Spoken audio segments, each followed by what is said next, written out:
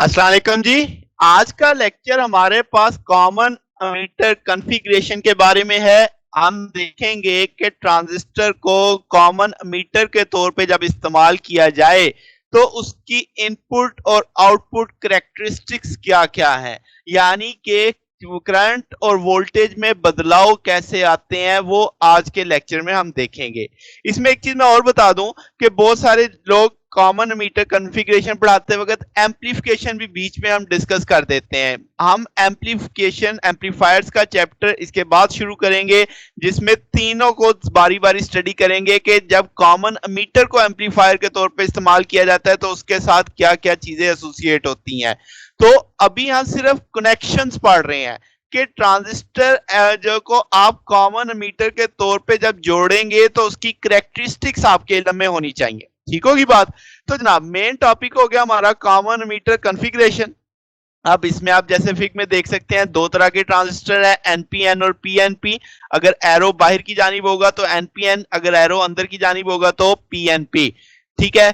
तो अब आपके पास इसमें देखो तो इनपुट किस किस के बीच में है, बेस और अमीटर, बेस और अमीटर। आउटपुट किस किस के बीच में है, कलेक्टर और अमीटर, और कलेक्टर और अमीटर। तो एक बात तो समझ आ गई कि जो अब भी हम इसे जोड़ेंगे कॉमन मीटर में, अमीटर इनपुट में भी शामिल है, अमीटर आउटपुट में भी शामिल है, तो कॉमन टर्मिनल यहाँ पे अमीटर है। ठीक होगी बात। अब जब हम इसकी कॉन्फ़िगरेशन कैरेक्टरिस्टिक्स की बात करेंगे, इसका मुकम्मल समझना कि इसका ट्रांजिस्टर का जो बिहेवियर है वो कैसा होगा, तो हमें कुछ चीजों करंट और वोल्टेज की वेरिएशंस को समझना होगा, ग्राफ बनाने होंगे, कर्व्स बनानी होंगी ताकि कैरेक्टरिस्टिक्स समझ आ सकें। तो इनपुट पे देखो आई बी, और आपके पास बेस और अमीटर के दरमियान जो वोल्टेज है, तो इनपुट कैरेक्टरिस्टिक्स जब आप देखोगे तो बेस करंट लाजमी आएगा, और बेस और अमीटर के दरमियान जो वोल्टेज है उसका देखा जाएगा, जबकि इस दौरान जो कलेक्टर और अमीटर के दरमियान वोल्टेज है उसे कांस्टेंट रखा जाएगा। ठीक होगी बात। अब इसी तरीके से जब मैं आउटपुट कैरेक्टरिस्टिक्स की बात करूंगा तो आउटपुट कलेक्टर करंट का ग्राफ वेरिएशन आएगा, और इस दौरान जो वोल्टेज इसके साथ वेरिएशन होगी वो कलेक्टर अमीटर यानी वीसीई की बात करेंगे, और आई बी को क्या रखेंगे, कांस्टेंट रखेंगे। ठीक होगी बात। अब जनाब ये कैसे मालूम करेंगे, इसी सर्किट को मैं दोबारा बनाता हूं। तो जरा देखो एनपीएन ही है, मगर अब मैंने साथ में मीटर जोड़ दिए।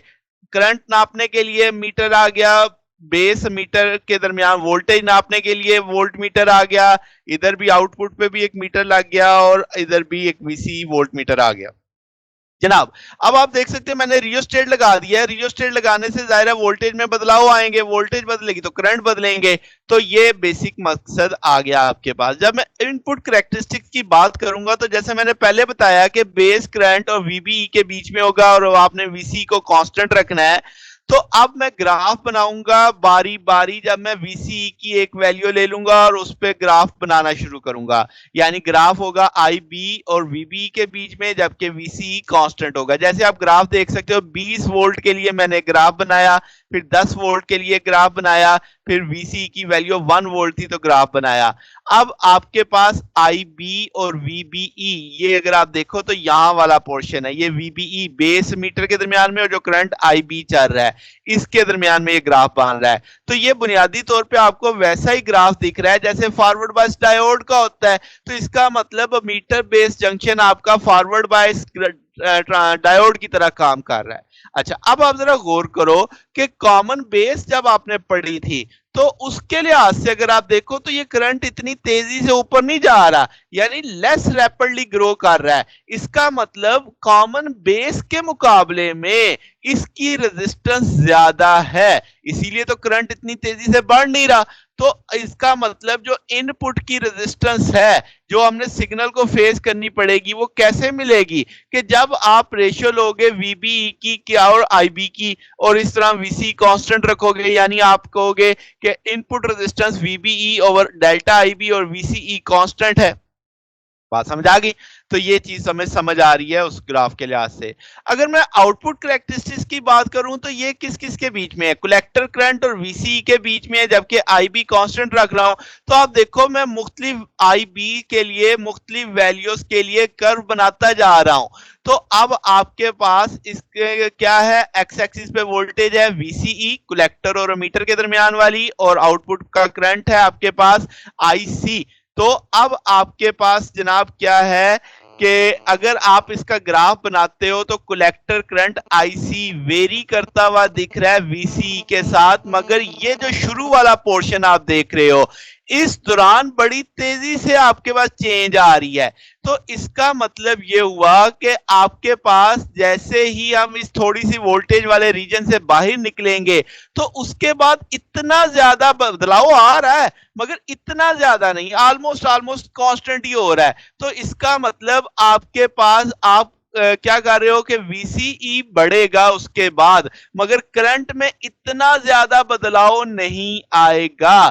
ठीक है, तो आपकी वो जगह जहां पे अच्छा खासा चेंज आता है तो वो आपकी वो जो वीसीई की वो वैल्यू जो है उसको मैं नी वोल्टेज कह देता हूं। तो इसका मतलब ये होगा कि इसमें आपके पास ट्रांजिस्टर ऑपरेट करेगा किसमें, नी वोल्टेज से ऊपर वाले रीजन में, यानी जिसमें करंट चल रहा होगा।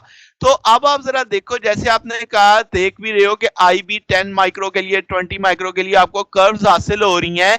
यहां पे आईसी है मगर इसकी वैल्यू ऑलमोस्ट कांस्टेंट है, मगर आपको थोड़ा थोड़ा आपको नजर आ रहा है कि वैल्यू ऊपर की जानिब कर्व थोड़ी तिरछी तिरछी सी है। तो इसका मतलब आईसी में इंक्रीज तो आ रहा है मगर इंतहाई कम है, और ये वीसी के बढ़ने से आ रहा है। ये क्यों हो रहा है, क्योंकि जैसे ही कलेक्टर मीटर वोल्टेज आप बढ़ाओगे तो जो आपका डिप्लीशन लेयर कलेक्टर और बेस के साथ है वो वाइडर हो जाएगा। इसका मतलब वो ज्यादा मेजॉरिटी कैरियर कैप्चर कर लेगा, यानी कि आपके पास जो बेस का आपके पास हिस्सा कम होता जाएगा, तो उसको वहां से जंप करके उस रीजन में दूसरे रीजन में कलेक्टर वाले रीजन में जाना क्या हो जाएगा, आसान हो जाएगा।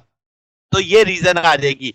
तो अब यहां पे जो भी कलेक्टर करंट चल रहा है वो बेस करंट के अगर आप देखा जाए तो बीटा आईबी के बराबर होगा, बीटा एम्पलीफिकेशन फैक्टर आएगा। तो यहां से बीटा की वैल्यू भी आप देख सकते हो, आईसी ओवर आईबी आएगा। तो यानी इतने गुना आईबी के लिहाज से आईसी की वैल्यू बढ़ेगी, दैट इज बीटा। अच्छा, अब इसमें जो आउटपुट रेजिस्टेंस है आप मानोगे कि भाई ये रेशियो होगी, जाहिर है output voltage divided by input output current, तो वीसीई ओवर आईसी आ जाएगा। इस दौरान आईबी आपने कांस्टेंट रखा है। अच्छा, अब अगर आप दोनों का मुआवजा करो, कॉमन बेस में ये आउटपुट करैक्टरिस्टिक्स थी, कॉमन मीटर में ये है, इसमें आपको बिल्कुल हॉरिजॉन्टल कर्व्स दिख रही हैं। इसका मतलब आप वीसीबी बढ़ा रहे थे, करंट में चेंज ही नहीं आ रहा था, आउटपुट करंट डिपेंड ही नहीं कर रहा था वीसीबी पे। तो जबकि यहां पे हम कह सकते हैं कि वीसी के बढ़ने से मामूली सा चेंज आता है, कुछ ना कुछ स्लोप तो हासिल हो रही है। तो हम कह सकते हैं कि भाई जो आउटपुट रेजिस्टेंस है कॉमन मीटर की वो उतनी नहीं है जितनी कॉमन बेस में थी। कॉमन बेस में तो रेजिस्टेंस इतनी ज्यादा थी कि उसे करंट को बढ़ने ही नहीं देता था, करंट की वैल्यू में चेंज ही नहीं आती थी। जबकि यहाँ पे करंट इस कह सकते हैं कि मुआवजनतन कि कॉमन मीटर की रेजिस्टेंस कॉमन बेस के लिहाज से क्या है, कम है।